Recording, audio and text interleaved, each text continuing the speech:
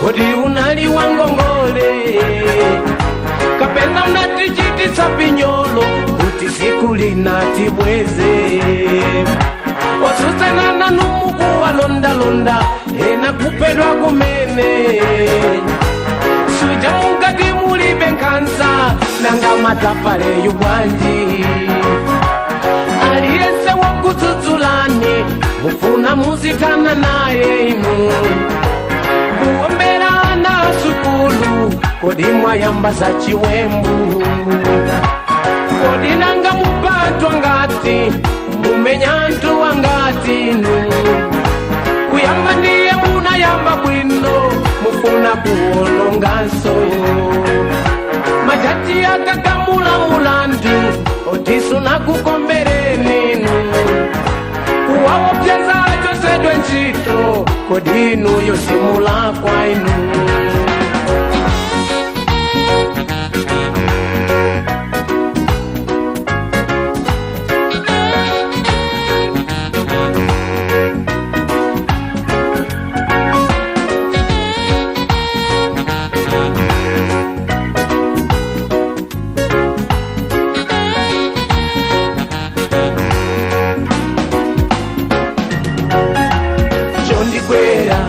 Chindikwere ndisatire matafare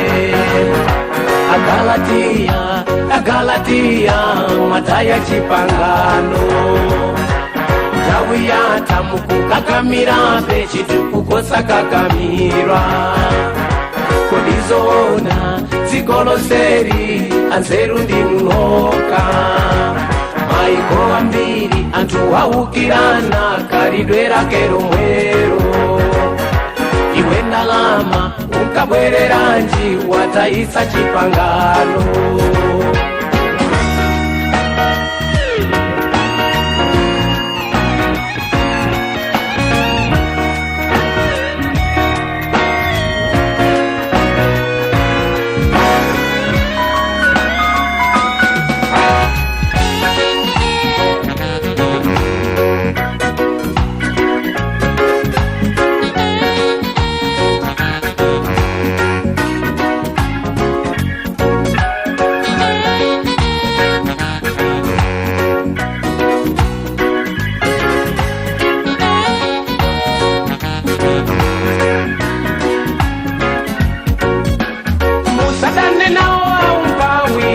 Akamatisizi kuyenda inu Anjala akamadanda ula musatizika limani inu Koti kulima iwo adalima Omamu na kolola ninu Chauta kanadala wa polisi Kwezino semuli kundende Osusa zanu muzika nizira Waloli ndilo sirana inu Ticho kwezera chimawawa mungaza yese za maloza Timanena zoipa zokazo tifuna kuti muzikonze inu Mukakonza ife tizakondwa tiziza ngoti liolio Nanuso wasusa nandiboma musati nyese naloboza inu Kodi inu yomakoma pati mwambi wachala kanyani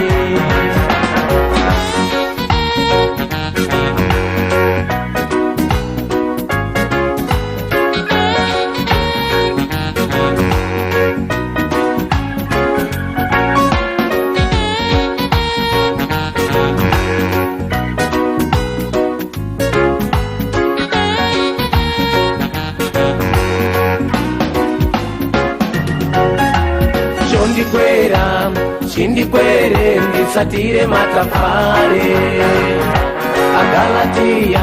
Agalatia mwataya chipangano Tawi nthawi yatha mukukakamira bechitu kukosa kakamirwa. Kodi zoona dziko lonseli anzeru ndi mnoka, maiko ambiri anthu aukirana khalidwe lake lomwelo.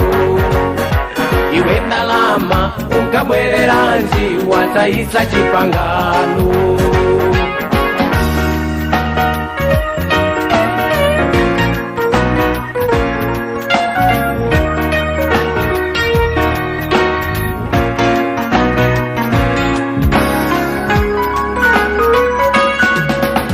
Chondikwera chindikwere ndisatire matafare.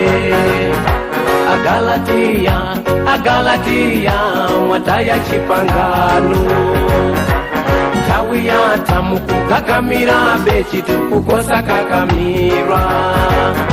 Kodi zoona dziko lonseli anzeru ndi mnoka, maiko ambiri anthu aukirana khalidwe lake lomwelo.